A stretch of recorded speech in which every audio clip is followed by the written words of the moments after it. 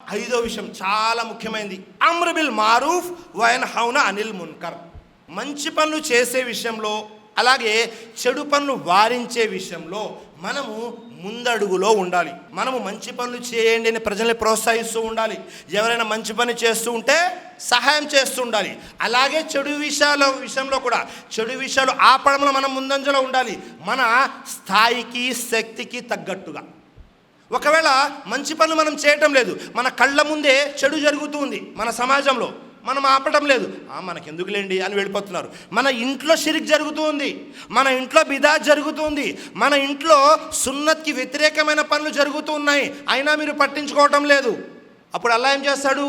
మీ దువా స్వీకరించాడు. మంచి పనుల్లో సహాయం చేసుకుంటూ మంచి పనులు చేస్తూ ఉన్న వారి దువా, చెడు ఆపే విషయంలో ఒకరికొకరు సహాయం చేసుకుంటూ చెడు ఆపేవారి దువాని మాత్రమే అల్లాహ్ స్వీకరిస్తాడు. చాలా ముఖ్యమైనది. మంచి పనులు చేస్తూ ఉంటేనే అల్లాహ్ మన దువా స్వీకరిస్తాడు. దైవప్రవక్త ముహమ్మద్ సల్లల్లాహు అలైహి వసల్లం తెలియజేశారు. తిర్మిజీ షరీఫ్ యొక్క హదీస్, అబూ హురైరా రజియల్లాహు అన్హు వారి కథనం, వల్లజీ నఫ్సీ బియదీ, ఎవరి ఆధీనంలో అయితే నా ప్రాణం ఉందో ఆ అల్లాహ్ సాక్షిగా తెలియజేస్తున్నాను అని దైవప్రవక్త ముహమ్మద్ సల్లల్లాహు అలైహి వసల్లం ప్రమాణం చేసి మరీ తెలియజేస్తున్నారు. ఎవరి చేతుల్లో అయితే నా ఆత్మ ఉందో ఆ అల్లాహ్ సాక్షిగా తెలియజేస్తున్నాను, మీరు మంచిని ఆదేశించాలి, చెడుని నిషేధించాలి, లేకపోతే అల్లాహ్ త్వరలోనే మీపైకి శిక్ష పంపుతాడు. అప్పుడు ఇంకా మీరు ప్రార్థన కోసం చేతులు ఎత్తినా అల్లాహ్ మీ దువాని, మీ ప్రార్థనని స్వీకరించడు. మన సమాజంలో చెడు జరుగుతూ ఉంది, మనం చూస్తూ వదిలేసాము, మంచి పనులు మనము చేయటం లేదు. అల్లాహ్ ఏం చేస్తాడు? ప్రత్యేకంగా వేరే వారిని వెతికి వీరు చెడ్డవాళ్ళు అని ఒక సమూహంలోనో ఒక ఊర్లోనో ఒక 40 మంది చెడ్డవాళ్ళు ఉన్నారు, 60 మంది చెడ్డవాళ్ళు, వెతికి శిక్ష ఇవ్వడు. అల్లాహ్ శిక్ష ఎలా వస్తుంది? అల్లాహ్ శిక్ష వచ్చింది అంటే అందరినీ తీసుకెళ్ళిపోతుంది. అందులో చెడ్డవాళ్ళు ఉంటారు, మంచివాళ్ళు ఉంటారు, అందరూ ఉంటారు. అదే దైవప్రవక్త ముహమ్మద్ సల్లల్లాహు అలైహి వసల్లం తెలియజేస్తున్నారు. మీరు ఒకరికొకరు సహాయం చేసుకోండి, చెడుని ఆపే విషయంలో, మంచిని ప్రోత్సహించే విషయంలో. లేదు అంటే అల్లాహ్ శిక్ష వచ్చేసింది అంటే అప్పుడు మీరు 2 చేతులెత్తి దువా చేస్తే అల్లాహ్ మీ దువాని స్వీకరించాడు.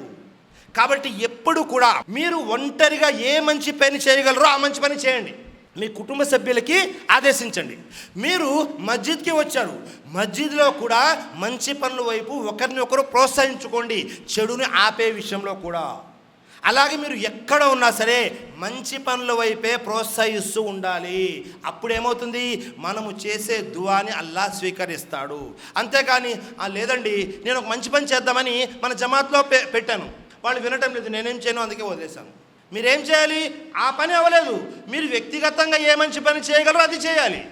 మీరు పని చేయడం ఆపేసి నాకు వాళ్ళు సహాయం చేయటం లేదు, వీళ్ళు సహాయం చేయటం లేదు అంటే, నలుగురు కలిసి చేసే మంచి పని ఒకటి ఉంటుంది, వ్యక్తిగతంగా చేసే మంచి పని మరొకటి ఉంటుంది. నలుగురు కలిపి ఆపే చెడు ఒకటి ఉంటుంది, వ్యక్తిగతంగా ఆపే చెడు ఇంకోటి ఉంటుంది. మీరు వ్యక్తిగతంగా ఏం చేయగలరో అది చేసుకుంటూ ముందుకు వెళ్ళిపోవాలి. అంతే తప్ప లేదండి వాడు సహాయం చేయటం లేదు, వాళ్ళు సహకరించటం లేదు కాబట్టి నేను చేయను అంటే కుదరదు. అలా అయితే ఆ దుర్మార్గులతో పాటు మనపై కూడా అల్లాహ్ శిక్ష వచ్చేస్తుంది. ఇంకా అప్పుడు దువా చేసుకుంటే ప్రయోజనం లేదు.